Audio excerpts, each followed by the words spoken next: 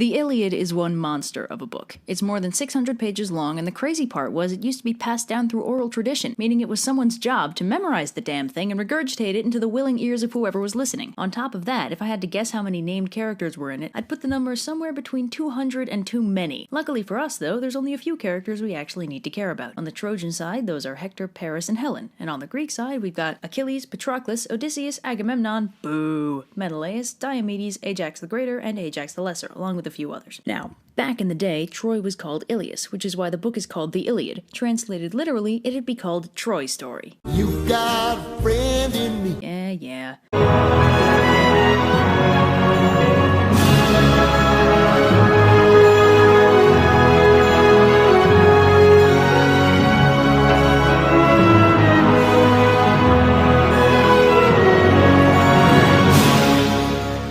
Book 1. So our story begins 9 years into the Trojan War, when Agamemnon makes the dumbest decision of his life and pisses off Achilles, the most powerful warrior in his entire army. Basically, Agamemnon had taken this girl Chryseis prisoner, and her father, a priest of Apollo, came to try and get her back. He offered Agamemnon untold riches or whatever, which Agamemnon turned down on the principle of being an asshole. So predictably enough, this powerful and desperate priest of Apollo prayed to the god in question, who gladly started raining down plagues upon the Greek army. Agamemnon is somehow surprised that pissing off this super powerful deity could go so badly for him, but still refuses to return the girl until Achilles starts verbally slapping him around, to the point that Athena has to physically come down and stop him from straight up murdering his commanding officer. By the way, you may have noticed that there seem to be an awful lot of gods in this story.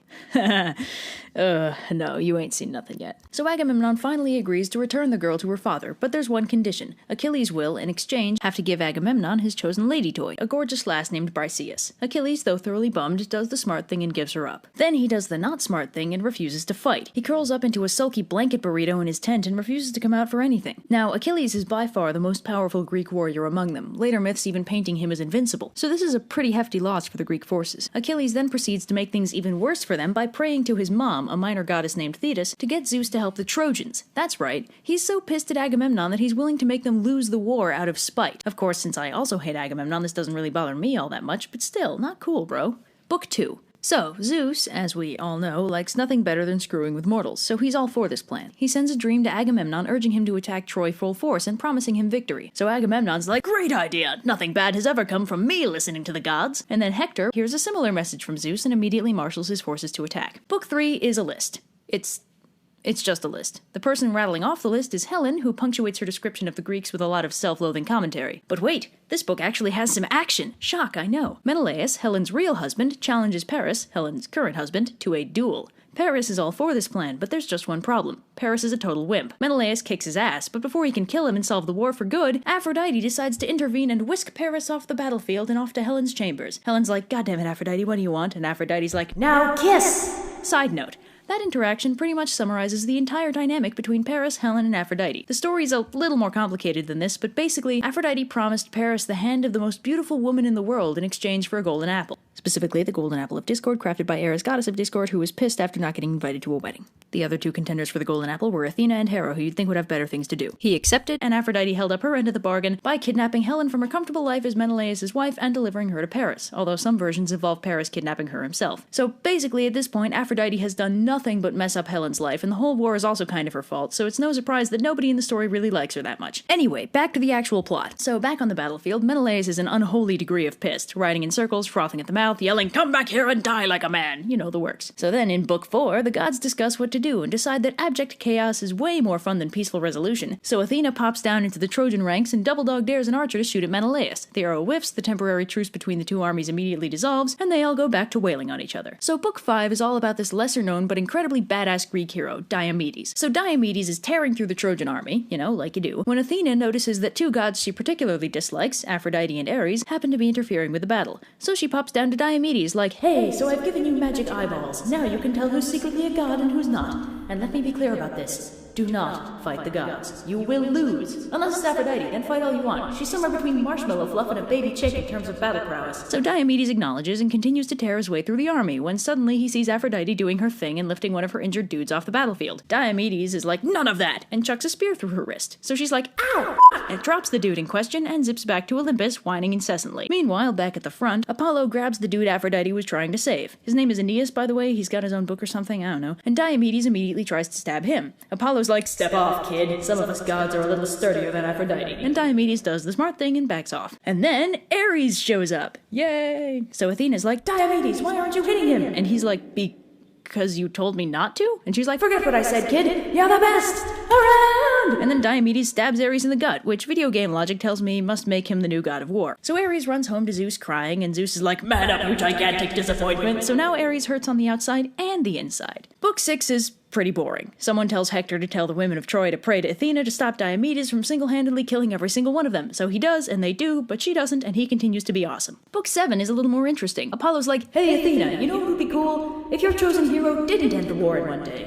That'd be cool, right?" And Athena's like, "You make an excellent point. Let's stop the war and make Hector fight someone." So they pause the war again. You know, I really don't think it should be that easy. And the various Greek heroes we actually care about hold an impromptu lottery to see who gets to fight Hector. Great Ajax, not to be confused with lesser Ajax, wins the lottery, and he and Hector duke it out until nightfall, at which point they both call it a day and go home. So book 8 is called The Tide of Battle Turns, and that's basically what happens. The Greeks start losing and the Trojans start winning. Now it's time for book 9. So Agamemnon's like, "Damn it! It's almost like we're missing our strongest fighter and the gods are working against us. What do you know?" So Agamemnon's like, "I vote we run away. Who wants to run away?" And Diomedes is like, "You've got to be kidding me. You called us cowards and now you want us to cut and run? God, this guy is so cool." So Agamemnon's like, no.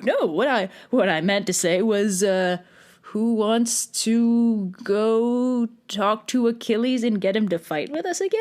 So he sends Ajax and Odysseus to talk to Achilles, who's still burritoed up in his tent with Patroclus. So Ajax and Odysseus are like, "Yo, Agamemnon's willing to give you your girlfriend back, along with a ridiculous amount of wealth and a few kingdoms if you get out there and help us fight." And Achilles is like, "Nope, he's a jerk. In fact, I sail home tomorrow unless something really tragic and unnecessary happens to make me stay and fight. Hey, if it isn't my best buddy Patroclus. I don't know what I'd do if this guy died." That, folks, is what we in the writing biz call foreshadowing. Book 10 is basically a Metal Gear Solid mission. Not even kidding. So it's night, and Agamemnon and Menelaus gather some main characters and are like, "Okay, do we have some volunteers to infiltrate the Trojan camp and find out their plans?" And Diomedes is like, "Well, I did just finish carving a bloody canyon through the Trojan forces, so sure, I'm game." And Odysseus is like, "You'll want me as well. I have actual cognitive faculties, quite rare among this army." So Odysseus, the only sneaky guy in the entire Greek army, gets partnered up with my man Diomedes for a stealth mission. That's right, this epic officially has everything now. But at the same time, in the Trojan camp, Hector has the same idea, and sends a much less important character to scout the Greek ships. Predictably enough, the two stealth teams encounter each other, and Diomedes and Odysseus capture and interrogate the poor guy. He's like, "I'll tell you everything!" And Odysseus is like, "Ballin'." And then they decapitate him. Using the information Odysseus extracted from him, they sneak into the Trojan camp and steal an extremely fancy chariot and some armor from a king. Excellent, Snake.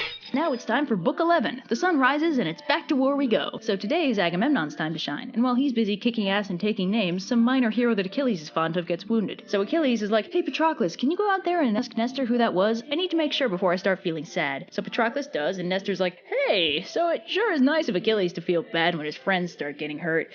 But, it'd be even better if, he helped out so that didn't happen. So yeah, could you maybe have a talk with him about that?" And Patroclus is like, "I only promise to try." Book 12, the war continues. Zeus smacks the Greeks with a thunderstorm, allowing the Trojans to start beating them. Man, divine intervention is such a hack. So this pushes the Greeks all the way back to the ships. And in Book 13, Poseidon gets a little sick of Zeus hogging the show, so he drops by to give the Greeks a little help by buffing the two Ajaxes with some stat boosts. So then the Greeks start winning. In Book 14, Hera uses her feminine wiles to distract Zeus from his efforts to buff the Trojans and depower the Greeks, so the Greek army continues to win. In Book 15, Zeus wakes up after being thoroughly wiled by Hera and gets mega pissed to see that his favored side is now losing. Ares is like, "Hey, I think one of my kids down there just died. This looks like a lovely excuse for war." And Athena dope slaps the armor off him like, "Idiot, Zeus is already mad enough. If you remind him of how much of a failure you are, he'll get even madder." And Ares is like, "Oh." So the tide of battle turns again, and the Trojans start winning. At this point, it's really become formulaic. By the time Book 16 rolls around, Patroclus has gotten back to Achilles like, "Hey, dude, could I maybe persuade you to go out and fight? Our guys are kind of getting destroyed. I mean, even Agamemnon is injured." And Achilles is like, "Ha, nice." And Patroclus is like, "Seriously, Achilles, they're dying out there. They need our help." And Achilles is like, "Well, I really can't have them burn our ships. Tell you what, you go out in my armor and lead my army. The Trojans will never know the difference between us." And Patroclus is like, "Anything for you, man." And Achilles is like, "Just one thing. Promise me you'll come back alive." And Patroclus is like, "Of course I will, bro." And not 5 minutes later, Hector kills him. Book 17 is pretty uneventful. The Greeks see Patroclus go down and collectively Hulk out to defend his body, and Hector takes Achilles' armor and wears it around. Book 18, the battle continues, although now it's centered around defending Patroclus' corpse. Meanwhile, Achilles is still burritoed up in his tent, having no idea that his bestie is currently dead. That is, until a messenger arrives bearing those very tidings, causing Achilles to similarly Hulk out. He's like, "That's it, time to single-handedly kick Troy's ass!" And his mom Thetis is like, "No, Achilles, you're fated to die if you fight!" And he's like, "I couldn't save my hetero-life partner, Mom, this life isn't worth living anymore!" And then the rest of the chapter is devoted to Hephaestus making Achilles new duds. In Book 19, Achilles puts on his new duds. Yeah, this epic kind of drags on in places. In Book 20, Achilles carves a bloody murder canyon through the Trojan forces despite various gods' best attempts to stop him. In Book 21, Achilles fills a river with so many corpses that the river itself gets pissed and starts trying to drown him, so he beats it up until it stops bothering him. Then he gets distracted and starts chasing Apollo around the city because all the best heroes have ADD. Just ask any side-questing Skyrim player. In Book 22, Achilles finally remembers what he's there for, and after an extremely slapstick routine where he chases Hector around Troy several times, he finally kills him. Yay! Then he ties Hector's body to his chariot and rides it around Troy 3 times to parade the body off to Hector's father, the king. Yay? And the rest of the book is, actually pretty boring. The Greeks hold Patroclus' funeral, during which they basically just play a lot of party games. And then, at some point after the Iliad cuts off, but before they officially sack Troy, Achilles gets shot in the heel by Paris and dies. Yay!